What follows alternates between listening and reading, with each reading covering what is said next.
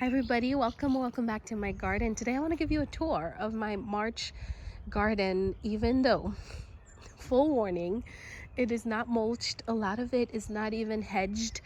In fact, I will be showing you some good stuff because some things are good, but I will also show you some of the bad stuff and some of the downright ugly things. And one could argue that a lot of it is ugly because it's not mulched yet, and you know that mulch is that final touch. I have quite a bit of mulch waiting to go in the ground, but you know how it is. You have to mulch. You have to hedge first. You have to pull weeds. Anyway, there's just so much that needs to be done, and I am trying my best. And I'm doing this tour despite the fact that I'm not most excited about it because it's almost the end of March, and I want to stay true to a promise I made myself this year, which is that I would do a garden tour every single month to help me remain grateful. By the time August comes around and the weeds overtake a good chunk of the garden, I get so discouraged, as if the garden hasn't made progress or as if it doesn't have times where it's beautiful. And because my memory is shorter than the dissatisfaction I feel in those August days, I want to have these videos to help me remember the progress the garden makes over a growing season. We can start right here. My sister-in-law and brother-in-law gave me this bench back in the fall, and I love it. I put it here under the crepe myrtle, flanked by these two pots that I painted last year. And I am really loving it. And right over here, there are quite a bit of hyacinths blooming. They're further back in the beds, and my kids love to pick them, and I encourage them to pick things from the garden. But I do think next year, after they're done blooming this year, I plan to move them more forward in the beds because I just want to be able to see them more, you know? These ones are not nearly as hidden as the pink ones on the other side, so I might leave these, but the pink ones I do plan to move forward. These back here are azalea bushes that the deer eat every single year. One of the projects I'm most excited about this year is that we will be fencing in the backyard very soon, both for the safety of my children and for protection from the deer. And I gotta tell you, I am so excited about this because one of the things that causes the most discouragement for me, say in August, is that by the time August comes around, a lot of my summer blooming shrubs, like my hydrangeas, won't even bloom because the deer had spent all the previous months eating them. And so I'm so excited to get this backyard fenced in. I love this little daffodil. I think it's replete daffodil. I can't be sure about the names of any of these plants because I typically buy them from box stores and they don't always have them labeled correctly, and sometimes they intermix different varieties together and just we'll call it a mix. And so I can't always know, but I love those daffodils, and I do plan to divide them and spread them out after they're done blooming and the foliage has died down some 8 weeks from now. My husband helped me to move this arbor on the inside of the fence. It was on the outside because I want to protect the roses from the deer. I have gone around and pruned all my roses and trained some of the climbing ones. These are some cordis roses, the lion's mane, I think this is called. I think so. It's a white rose. It's not supposed to be a climbing rose, but it acts as a mini climber in my garden, and so I treat it as such. It's very beautiful. Okay, let's go around. My plan today is to show you the entire gardens, again for my own records, but so that you can see too. I spend a lot of time talking about my garden but never really fully showing it to you. And so here we go. Let's go this way. We'll walk all the way around, and then we'll finish over by the arbor, which is a new project, part of a new project that we're beginning. We are putting an orchard over there, and so I want to show you where that's going to be. We'll end right there. A lot of perennials are coming up. I need to cut back this one to encourage some new growth. Rainbow ascot euphorbia, so beautiful, has the most beautiful little dainty blooms, like chartreuse colors.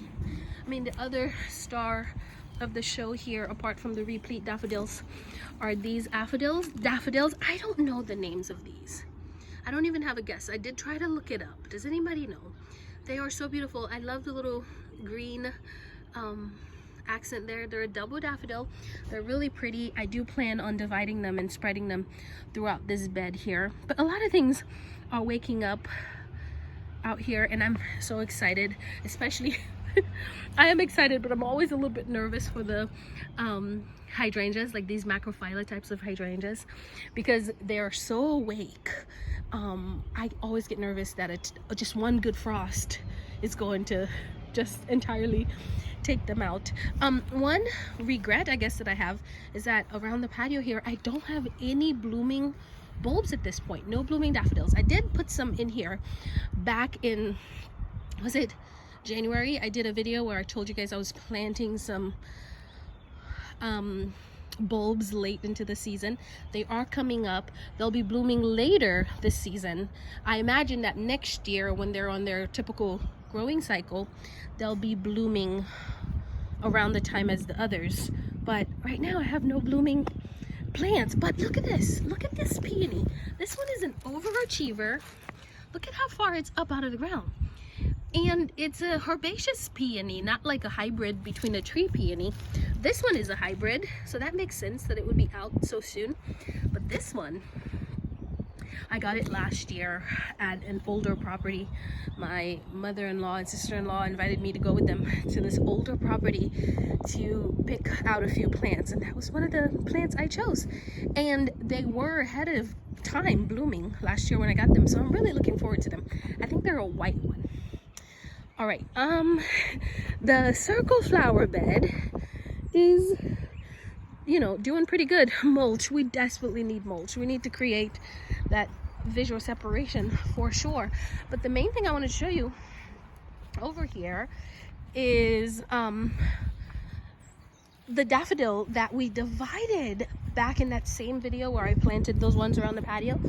I took some daffodils on the south side of my house over there that were coming out of the ground, and they were already coming out of the ground, so they already had some green tips, and I divided them and I plopped some in here and I spread some throughout some other parts of the garden, and they bloomed beautifully. They did so incredibly well that it was a successful project, and I imagine that next year they'll be even better. Let's see. They're just a typical yellow daffodils. So cheery and so beautiful. I have to be careful. All sorts of perennials are coming up out of here. This daffodil is also so very beautiful. It's somewhat different from the other one I showed you. I think this one might be ice follies, maybe? Is there a daffodil called ice follies? For some reason that name's in my head. I don't know if that's true. Very pretty. All right, let's go through Alphabet Park. Alphabet Park is the name that we've given this play area here. We'll go through Alphabet Park and then we'll come through the vegetable garden and continue on around the vegetable garden. So on either side of this pathway here leading to Alphabet Park, I have plants. On the left side here, I have some elephant ears that are huge and big and beautiful. I mean, that's all I have here. They line back here very beautifully, but they're entirely herbaceous. They die fully back to the ground. They'll be coming back here soon, in a few, maybe in a month. And on this side, I typically plant annual flowers. Generally, I have some ready that have come up. I usually direct sow back here, but we've been so dry this year, so dry that we haven't been able to a lot of seeds that I started directly in the ground have not germinated because we've had no rain. So that's very sad, but I will be starting again. Alphabet Park does not have a lot of plants because I wanted to focus on creating a space for my children to play in, but I have a few things back here. This ornamental, is it a plum? Ornamental plum is leafing out, and there have been a few little flower buds on there. This is one of those plants about which I'm always a bit undecided because I love the idea of it. I desperately want this plant to grow here. I love the red foliage, but it's been in the ground for 4 years. Look at how tiny it is. Why has it not grown? It has grown, but ever so slowly, and I want it to grow faster, because the reason I have it here is because this area gets beaten very hard by the late afternoon sun. And so I was hoping that it would grow right here and help to provide some shade to my children as they're playing here at 4 in the afternoon, 5 in the afternoon, in the heat of the summer. And this thing is taking forever to grow. And so, do you have any recommendations? What can I replace this with? This is under an oak tree, dry shade, but it gets more water than where I'm standing. Maybe a dogwood would be a better replacement, but you know how it is. It's one of those things where I'm so invested at this point that I don't want to pull it out, because I'm like, oh, this is the year when it's gonna take off. I say that every year. And here we are. The other thing I want to show you in here is this planter that I created. I got the base for this bird bath or whatever it was off the side of the road one time. They were giving it away for free, and I was trying to figure out a way to create a topper that didn't cost an arm and a leg. And I bought one of these, like, I think it's like a mixing bowl from one of those restaurant websites for like $12. Maybe it was 20, but it was cheap.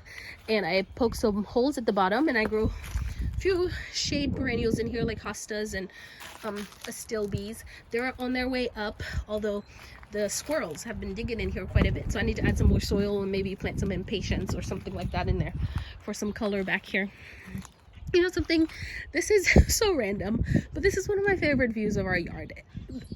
Only when the wood pile is here. The wood pile is not always here. We do have a wood burning fireplace inside. The wood pile being here means one thing though, that is that we had to take down some trees, and we took down the biggest tree on our property, a maple that was in the front. It had some sort of borer that was eating it, because the what are the birds that eat borers from trees? I'm drawing a blank. Woodpeckers went to town on this, and even after we took it down, one of the branches had like a huge hole dug through it where the woodpecker had made its home. So it was dead, and it needed to go. So in one sense, I'm sad because it reminds me that we lost such a beautiful tree, but I love the visual effects of it. The other tree we took down was one of those ornamental pear trees, like a Bradford pear, just because we're trying to do our part to help get rid of them. This area back here for me is a bit challenging because of the dry shade situation, but that's one of the things I want to expand my knowledge on, is to try to figure out what to plant just here, just up against the shed. This is my husband's studio, and I want to make it a little nicer. He has people come here, and it's sweet and it's nice, and I want to make it nicer, you know, better landscape here. The trellises are here because I tried to grow clematis and it did not go well. So daylilies right now do well, and I plan on planting some more here for now. Let's go inside a vegetable garden. There isn't a lot going on. I've mentioned in multiple videos that I am wanting to eradicate some trumpet vine as well as some wiregrass, which is Bermuda grass. The plastic is down on these beds because I'm trying to eradicate some Bermuda grass in them. I need to do the same thing on the outside bed here. I had lavender there. They did well for some years, but you know, some of this lavender, like Munstead, is short-lived. They had outlived their lifespan. They had been here for 4 years. Pulled them. I planted some asparagus towards the very front of the bed because it has a lot less weeds, but the very back has a lot of the trumpet vine. And unfortunately, I am going to have to use some herbicides to try to deal with it because it's too bad. This is it right here. You see this section of the fence that, you know, looks bare. The trunks that you see on the fence line are the trunks of the trumpet vine. Look at it. This thing is huge. And so I can't possibly dig all this up by myself. I will be cleaning this area up. I will be removing all this wood. We'll be cutting them back to the ground and digging up as much as we can, but then and putting down plastic to smother it for the next few years. I'll put down plastic and I'll mulch over the plastic so it looks nice. And then I will come out here with a painted brush to paint on some herbicides on as much of the new growth as I possibly can in the next few months here. The vegetable garden, I love it. I love this little vegetable garden. Back here, these are the tulips that I planted in that same video back in January. They are doing well, and there are some little buds in there. So that is fun and exciting. I have seeded, this thing is not focusing. I have seeded some lettuce in here, as well as some, I don't know, chard and spinach and all sorts of things back here. So far they haven't come up because we've been so dry. I've had to water them consistently, which is so unlike our spring. It's been a dry spring.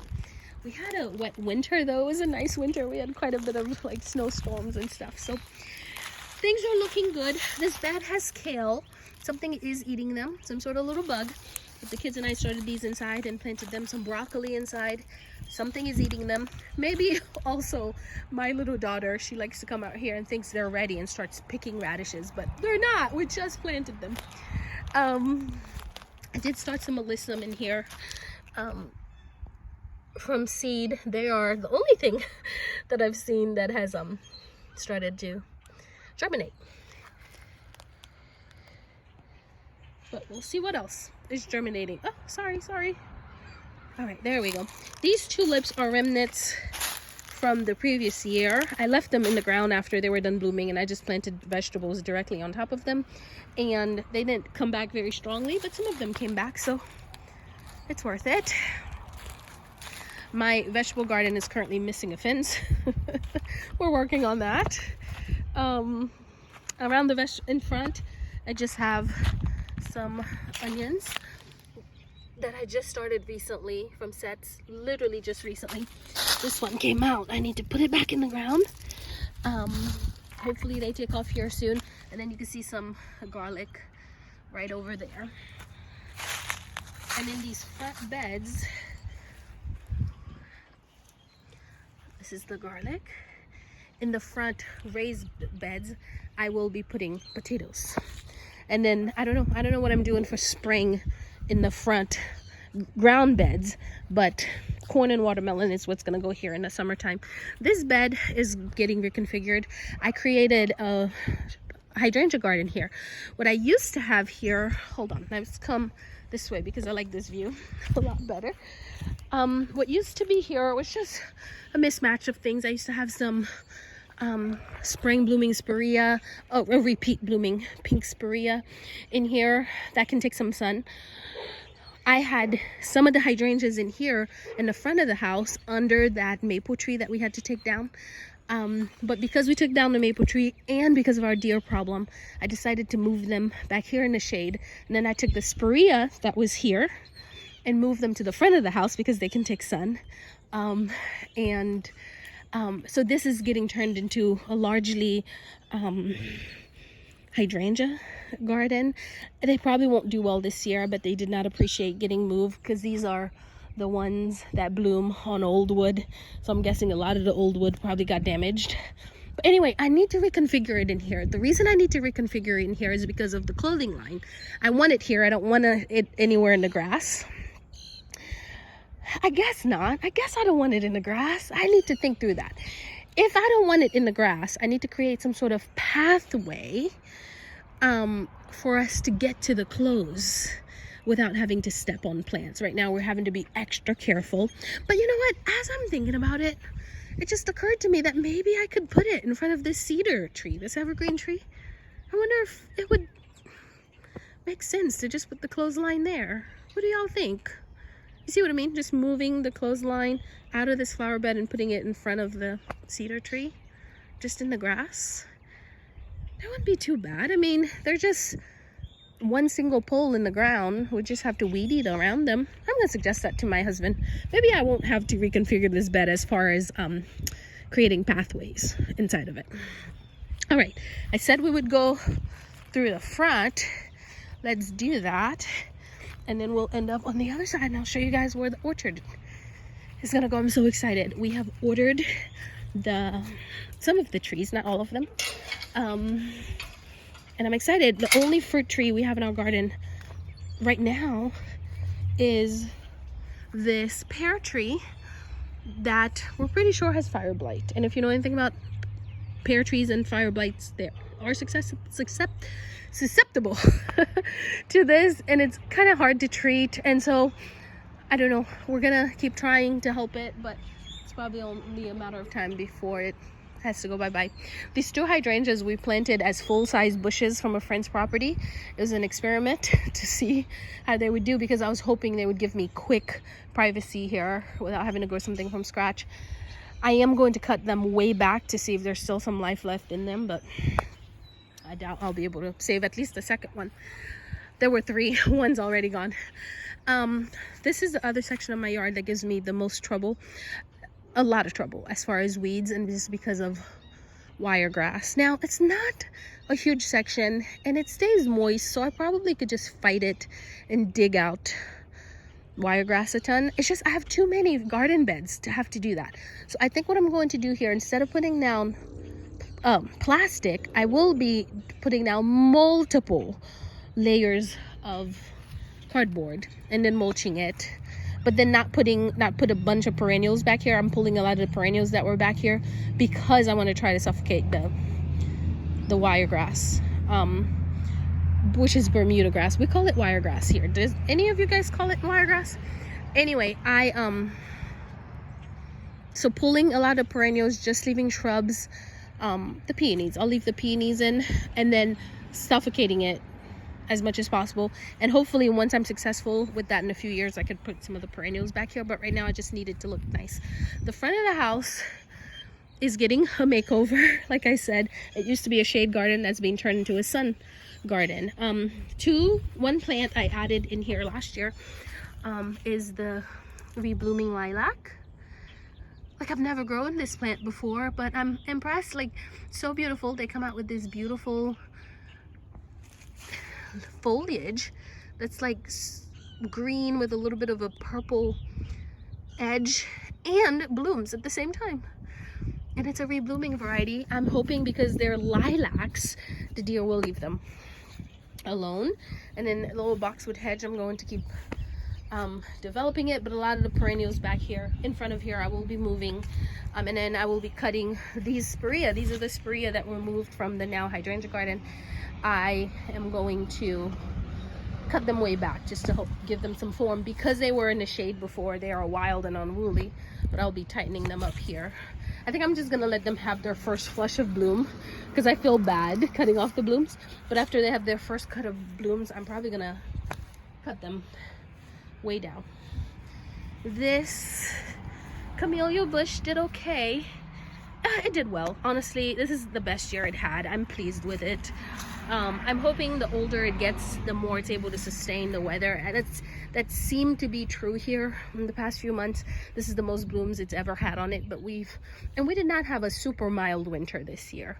We've had milder winters in the past, and it did not do as well. Love these little hyacinths, just a little patch of hyacinths, but yeah, things are looking good. I will be coming in here and I will be coming in here and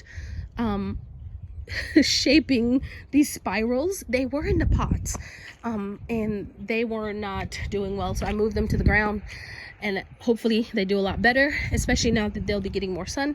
I will be shaping them and back to the spirals, and then I think I don't know what I want to do in the pots yet, but I'm thinking something a ball with some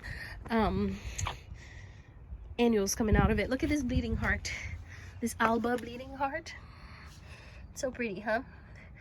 Remnants of the shade garden. So I'll let them be this year, and then I'll move them back. There's another one right here on this side as well. There were some hostas here that I dug up, and so anyway, the front garden it's definitely getting a makeover, and that's okay. Gardens do that, right? Like, it's pretty as is, but I'll, like, for example, this phlox, absolutely stunning, but I haven't seen it bloom in years because the deer eat it every year. It's going to the back.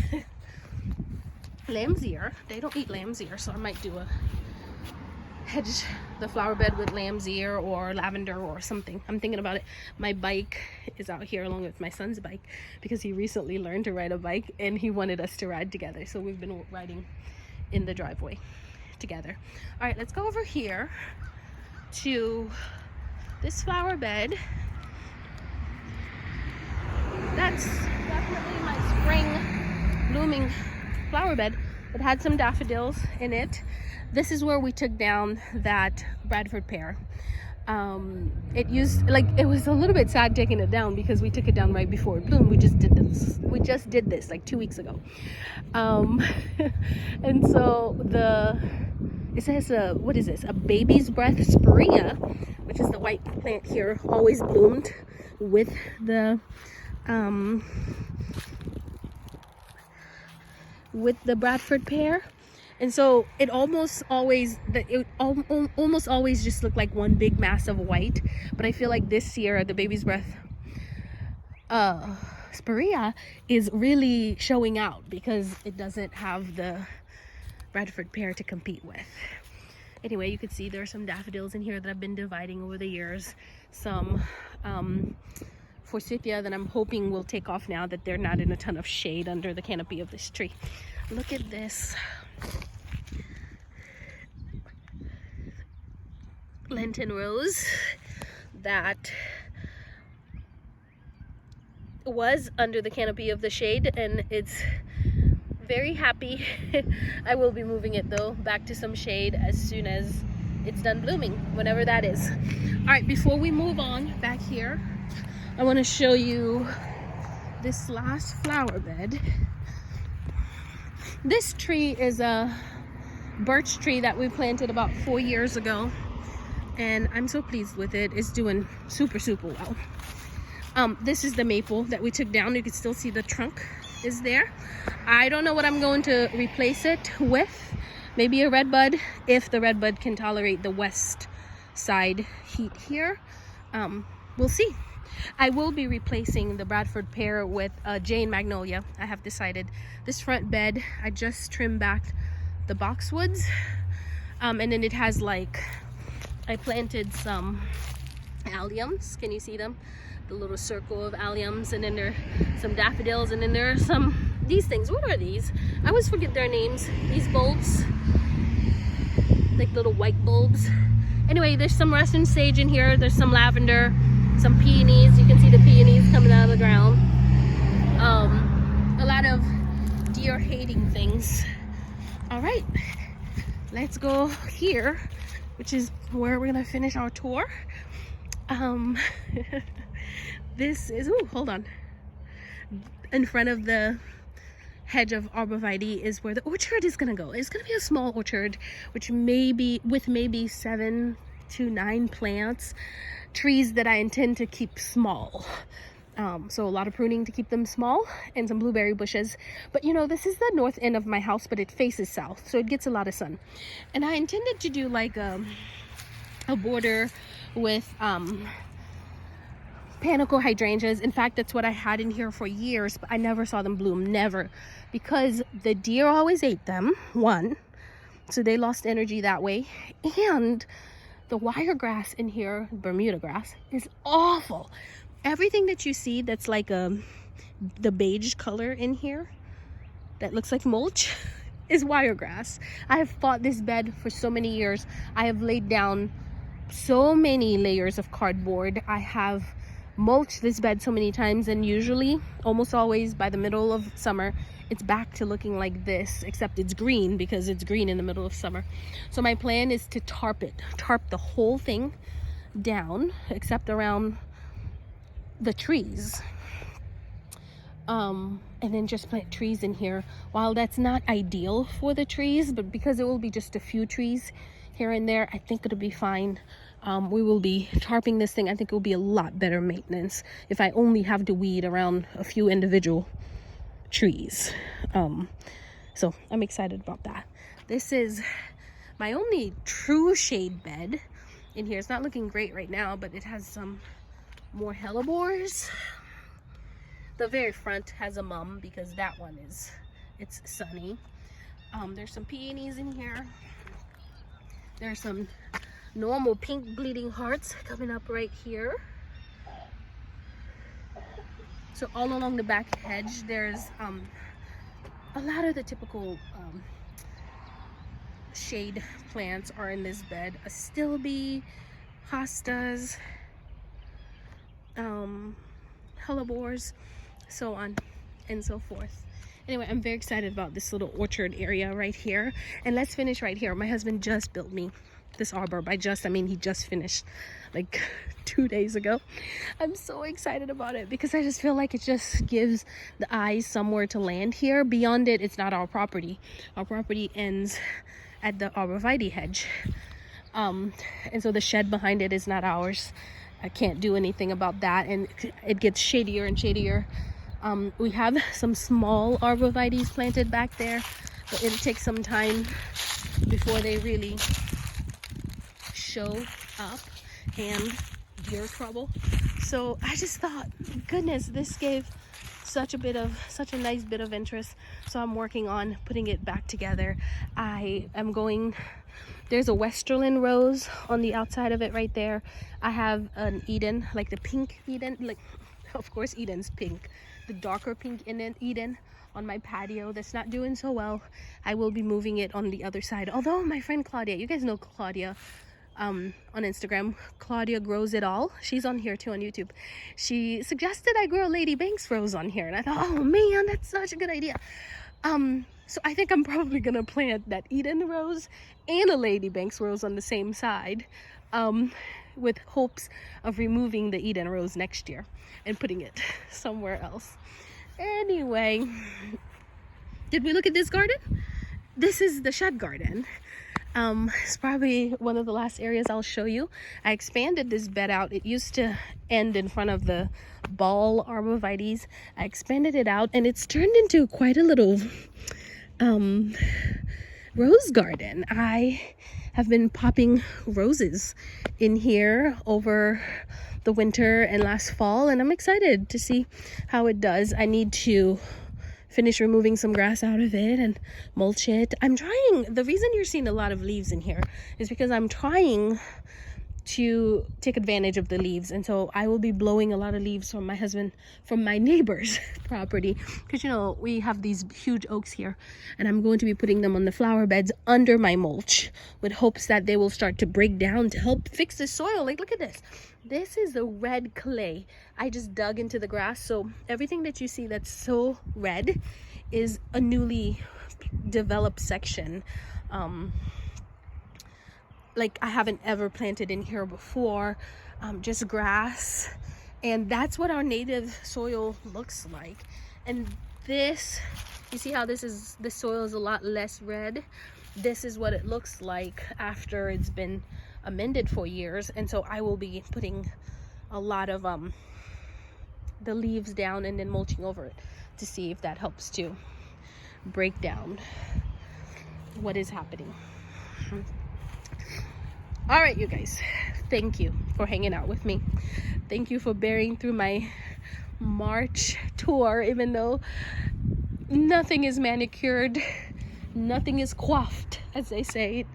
I haven't even trimmed a bunch of my boxwoods. I need to shape them. I need to do so much work, but I wanted this record of the garden. Hopefully in July and August, when the weeds are overtaking the garden, I can look to see how far the garden has come, and I'll be reminded to be grateful.